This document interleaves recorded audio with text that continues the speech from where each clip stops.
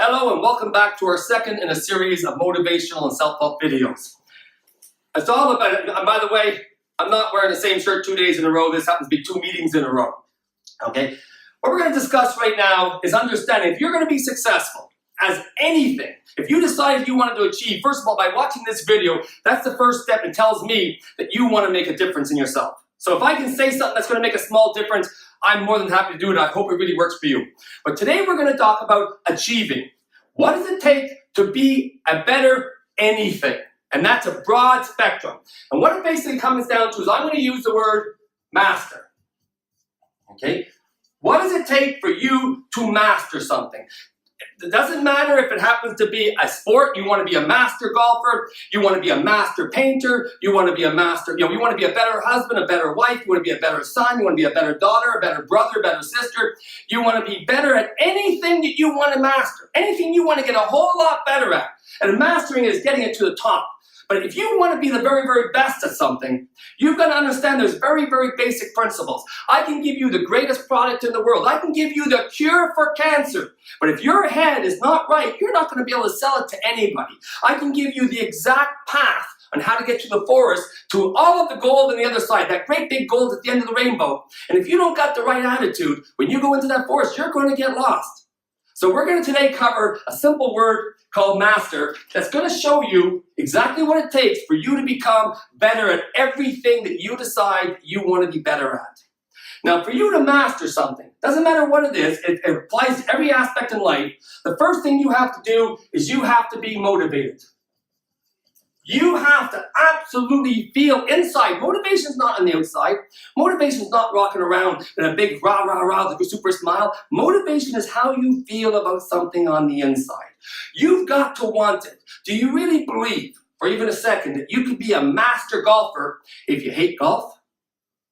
Do you think you can be a master chef if you don't like getting your fingers dirty? You're not going to be master anything. Can you be a master husband if you don't like going home to your family? A master father who doesn't want to go and see his child play sports or anything like that. For you to be a master, you've got to be motivated, which means you've got to, on the inside, really, really want to do it. And if you really want to do something, because the reality is we all know that whenever we attempt things for the first time, we have mediocre success at best and complete failure most of the time. I can guarantee the first time you decided to walk as a baby, you fell flat down. Most of us are walking today, okay? The first time you sit up there with a golf club, you probably had a lousy game of golf. You might have had one good shot that made you sit there and say, this is not so hard. But as a whole, you do a lousy job when we first doing things. But if you love it, I can guarantee you probably blew your first date with your boyfriend or your girlfriend. Because you didn't know what to say, and you thought it was an interview, so you spent the whole time talking about yourself, and you bored them to death, okay? So that's part of being masters. If you really love it, if you really want to do it, all of the failures, all of the bumps in the road are going to be nothing to you. So you have to understand things. The next thing you need is you need to have the right attitude. Now, I love it when people sit there and say, you got to have a positive attitude. Now, there is times when that is necessary, but you have to have the right attitude, because if you sat there and said to yourself, there is no way I will ever be a great golfer, well, that's a positive statement, isn't it? It is positive, because you've said, definitely, I'll never be a good golfer. That's a positive attitude. It's just not going to give you what you want. So for you to become the master, to you master anything that you want to do in your life, you've got to believe you can. That's what you got to believe. And the best analogy I can say is golf. If anybody's ever played golf, if you've ever stood there, you're looking at the ball, if you're looking down the fairway, now there's this great big wide fairway. I mean, it's wide as can be. And over to the right, there's this itty bitty little pond that you kind of see out of the corner of your eye. And just as you're about to address the ball, just about as you're ready to hit the ball, the back of your mind, this little birdie comes in and says, you're going to hit it in the water. You're going to hit it in the water. And you're sitting there, you're shaking your head, and finally you hit that ball, boom! And the ball goes out, and it goes and it lands right in the water. And what's the first thing you do is you turn to all of your mates who are playing golf and you said, I knew I was going to do that. Now, if you knew it was going to water, why didn't you take a step back? Say, whoa, I ain't going to hit this ball yet. And when you know it's going to go straight, then hit it. You got to believe that you can do it. So you're going to keep practicing and practicing, but you have to believe it. Because if you believe it, then everything works in itself. If you believe you could be a great painter, if you believe you could be a great business person, a great salesperson, then it makes everything else easier. But if you went into anything thinking, I don't know if this is going to work, I don't know if this is going to work, life is a self-fulfilling prophecy. Remember when you were a teenager and you went home and somehow before you got home you just knew you were in trouble? And you walked in the house, what usually happened? You were in trouble. You had that self-fulfilling prophecy inside. Any time that you've ever thought that things weren't going to work, they probably didn't work. And then you sat there and said to yourself, I knew that wasn't going to work. So you got to believe it will work. Doesn't mean it's not going to be bumps in the road. Doesn't mean you're not going to have some failures along the way. Failure, as everybody knows, is nothing more than an opportunity to try again more successfully with more education, more experience. But you have to have the right attitude. So I'm going to use golf as this analogy, but it could use very easily for sales. So I decided, yes, I really want to be a great golfer, and I believe I can be a great golfer. So what's the next thing I have to have the ability to do? I have to go learn the skill. I got to learn the knowledge about golf, the basics. Your feet are supposed to be the same distance apart from your shoulder. Your back's supposed to be straight. Your head's supposed to be down. Your fingers interlock properly. Bend your knees a little bit. All of these are the basic skills. And I know these skills. I've taken golf lesson and I know what the basics are. So you need to attract the skills. If you don't have the skills, it's a funny thing. If you were going to be a doctor, what's the one thing, if you ever went to your doctor, anybody's gone to the doctor, you walk into your doctor's office, sits down, what's the one thing he has on his wall in his office? A whole lot of doctor books. Now he already knows about it, but he still studies it. Yeah, I see people who want to be great salespeople, but they have no sales books. They want to be great artists, but they got no artist books. They want to be a great golfer, they got no golf books. You got to study on what you want to be great at.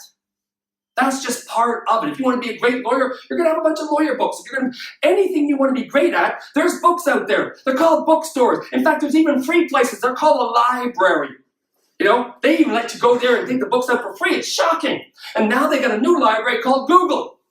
And just ask it the question and it tells you the answer. It doesn't get easier than that. So you got to develop the skill. I have the skill. I know it. I've hit a ball 300 yards straight. Once or twice. I got that skill. I stand the same way every time. I address the ball the same way every time. I swing the same way every time. The ball just doesn't react the same way every time.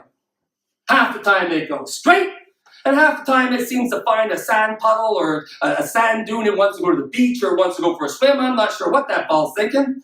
And half the time, when you ever see someone who's golf, the moment they hit a bad shot, what do? They look at their golf club and say, what did you do wrong? Had to be the club, couldn't be me. I have the basic skills. I just can't do it every single hole. If I could, I'd be making the millions and it wouldn't be Tiger or Rory or Jordan Spieth or anyone else. It would be me. And the reason why is because of the fact that you need to then, once you've acquired the knowledge, you know all the basics, you then got to acquire the technique. The technique. It's no different than the first time you're cutting an onion. And you're watching this, you don't want to cut your fingers and everything else. But after a while, if you keep cutting enough onions, before you know it, just chopping. If anybody's seen that movie with Meryl Streep where she was playing the chef, she's just chopping those things just nonstop. The first time she was looking silly. You do anything repetitive enough time, you're going to get better at it. Tiger Woods, and I'm going to use him for now, or Jordan Spieth, or Daly, or any of the golfers in the world, okay, Rory McIlroy, he hits more golf balls by noon today in practice than I've hit in my entire lifetime. Kind of think if you hit that many golf balls, you're going to get it right.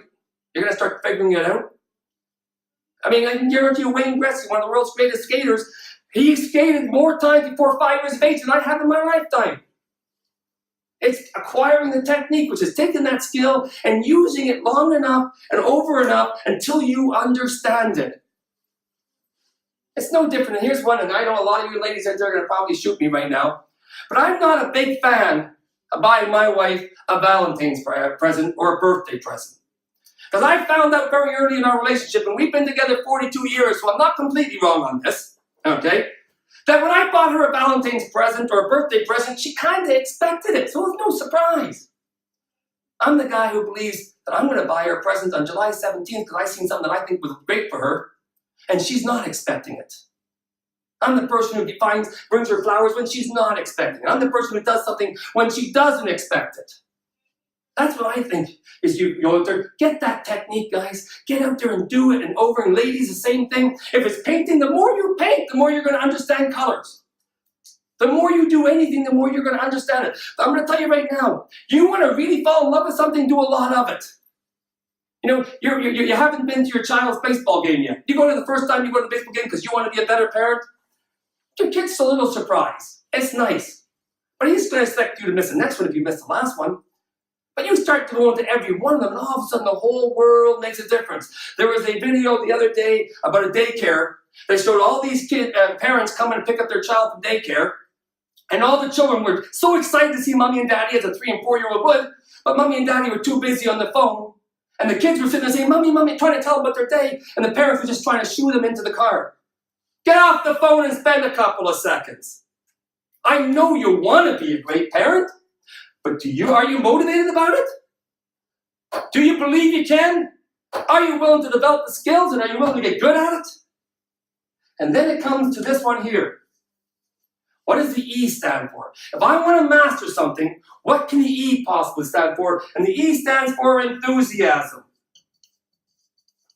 Enthusiasm is the excitement that you have on the outside that shows the world how excited you are about doing what you want. You love that partner, hold their hands and don't be scared about it. You get excited about when Jordan Spieth makes a 20-foot putt, he doesn't sit there and say, oh, that's kind of nice. He's excited, he's pumped. You know, when any of these, when these basketball players do a slam dunk, that's what they're paid $20 million to do, but they're still excited when they do it. And they're still running down the court all pumped up. Hockey players who are made $15 million to score a goal, and they're skating around and they're all excited. You've got to be prepared to show the world that you're excited about what you want to be great at. If you can't get excited, how is the world going to get excited? You've got to be pumped. You've got to be excited. No, I don't buy that whole story. Well, you know deep down inside I love you. No, I don't. How am I supposed to reach deep down inside and know? Show it. Get excited. Get pumped. Now, I know what some of you are thinking. Carmen, I'm not like you. I can't get as excited as you can. I can't get as motivated as you can. Bull crap. Bull crap. I ain't buying that for a second. And you're not buying that for a second. The only person you're convincing yourself of yourself, and you're doing a lousy job. I want you to think for just a second. If right now you happen to be at home for whatever reason, and you were at the convenience store earlier tonight and you bought a lotto ticket, and you're at home, and I don't know why, but maybe the news is over, and now you happen to watch the ticket's numbers being driven. And you didn't go to bed yet, so you decide you're going to watch the ticket numbers for one reason, and you're sitting there knowing there's no way you're going to win. There's $60 million to the winner. And you're sitting there, and all of a sudden they read out the first number, and you have it. You go, wow, that's kind of nice. Maybe I'm going to get 2 or 3 numbers, and I'll get a free ticket. And then they read out the second number, and you got that. And you go, wow, that's even better. Who knows? Maybe I'll get 4 numbers, and I'll get $100 out of this. Then they read the third number, the fourth number, the fifth number. So now you're guaranteed $25,000. And if they get the 6th number, you've got the $60 million. Are you sitting there saying, oh, well, this is nice. Yeah, it'd be nice if I got the 6th number, but it's not a real big deal. No big. And then they read the 6th number out, and you're going to sit there and say, wow, I won $30 million. I want you to imagine. You're going to make a phone call, and you're calling your friend. And you sitting there saying, hey, Tony, I'm not interrupting you. Am I bothering you? Listen, Tony, I just figured I'd call you and let you know I just won the 649, and I won $60 million. Isn't that exciting? Is that truly what you think would happen? Or do you sit there and say, the first number, wow, okay, I'm not going to win this because the odds are 1 in 14 million. Then the second number, then the third number, and the fourth number. By now your hearts are going up, up, up, up, up, up. And the 5th number, you go, ah! And you're yelling, and people upstairs are saying, shut up, we're trying to sleep. And you're saying, go to hell, because you don't know. And all of a sudden the 6th number, and you're, ah! And you're amazing. And now you call Tony. Is your phone call now? Tony, I want to say, Tony, you're not going to believe this, man. I just want 60. So don't tell me you don't have the energy I have. You can't get as excited as I can. The difference is the 80%ers, which we talked about in the last video, can get excited like nobody's business after something really good happens. The 20%ers get excited before it happens and they make it happen. Everybody's got that energy. Everybody's got that level of excitement. Most people are only prepared to show it, are only prepared to put it out there when the really good things happen. The quietest, most reserved sports people I've ever seen who are really good at their craft, when they've won the championships, are walking around with the trophies with all sorts of energy. So you have that. You've got to have the enthusiasm, and you've got to be prepared to show the world that I'm excited about being an artist. I'm excited about being a plumber. I'm excited about being an electrician. I'm excited about being an entrepreneur. I'm excited about being a mother. I'm excited about being a wife. I'm excited about this, and I'm not scared to show the world that I am. And all of this is so easy. And you're probably looking at this saying, well, Carmen, I can get motivated because I know the things that I want to be great at in life. And I'm prepared to believe that I can do that. And I'm prepared to grab the skill and the knowledge to learn it. And I'm prepared to practice it until I'm really good at it. And I'm prepared to show people how I'm excited. That's easy. So why is there so few people actually become great at anything? And that is because of this, the most important of all. And I've been doing this for over 30 years, and in 30 years I've done this for meetings of 5,000 people. And I've never had a person ever come up with what the R stands for. And it's the most important thing. This is the reason why people that we knew when we were in high school, who we thought were going to go on to do great things in their life, never did. Why people with so much potential day in, day out don't live up to that potential. R does not stand for results. It doesn't stand for anything you think. But it stands for the most important thing. And if you can master, if you can understand, really true buy into what this R stands for, there is nothing that you can't be great at. And that is, you need to have the ability to rebound. You've got to be able to have the worst day of your life and be able to sincerely wake up the next day and say, my God, thank God yesterday's over, today's a new day, and I get to start all over again, and I get to have more experience. You've got to be able to have the biggest fight with your partner and know that it's going to get a whole lot better. You've got to be able to get fired from your job and wake up the next day and say, great, that was a dead end. Now I'm going to go on. You've got to have the ability to hit that ball in the water on the golf course and put the next ball down and hit it straight. So many people. I watched a very, very famous hockey player from Montreal one time play a game. He was playing golf in front of me at his course, and he hit the ball in the water, and he was yelling and he's screaming, and he literally grabbed his golf clubs and threw them into the water. And he stormed off the course. And me and a buddy are up there high on the hill, because it was one of those ones that overlooked, and we're laughing our head off. And it wouldn't have been maybe 2 minutes, just because we're still waiting for these guys to go ahead before we can tee off. And all of a sudden you see him come out of the parking lot, stomping his feet, come walking across the fairway, wades into the water up to about here, gets his golf clubs, pulls them out of the water, opens up, grabs the keys to his car, takes the clubs, throws them back in the water, and stamps off. Are you going to let the ball go in the water stop you from being a great golfer? Are you going to let a bad day stop you? I'm here to tell you the worst day in your life hasn't happened yet. It'll be the day you die. Everything else is just a speed bump. Just being a master of something doesn't mean you're not going to have a bad day. You're going to. But if you can get all through this, everything's going to go a lot faster. You've got to have the ability to rebound. You've got to have the ability to have a bad day. You've got to have the ability to make a painting and someone come along and say, that's the ugliest thing I ever seen, and not worry about it. Because if you can rebound, when you can know nothing's permanent, when you can know that this is not the end of my dream, this is just a bump in the road, you can get back to being great at anything you want. You just have to know it. You just have to understand it. It's no different than you come home and you decide that you're going to make this special meal for your partner, and you've done all the studying, you've got all the ingredients, you've spent 3 hours making it, all of a sudden it's fantastic, and only to find out when they sit down that they don't like coriander. You put a whole bunch of coriander in there. That's not the end of the relationship. That just means now you know the next time you make something without coriander, right? Simple lesson learned. It's as simple as that. That is what having the master, that's having the right mindset. The moment you believe in this, once you understand this, there's nothing you can't take. Now again, sometimes it's fair. Some people are going to pick things up and they just become a natural. Other people are going to work at it. and work hard at it. But you can be great at anything you want as long as you follow these simple principles. Hopefully that makes sense to you. Thank you very much.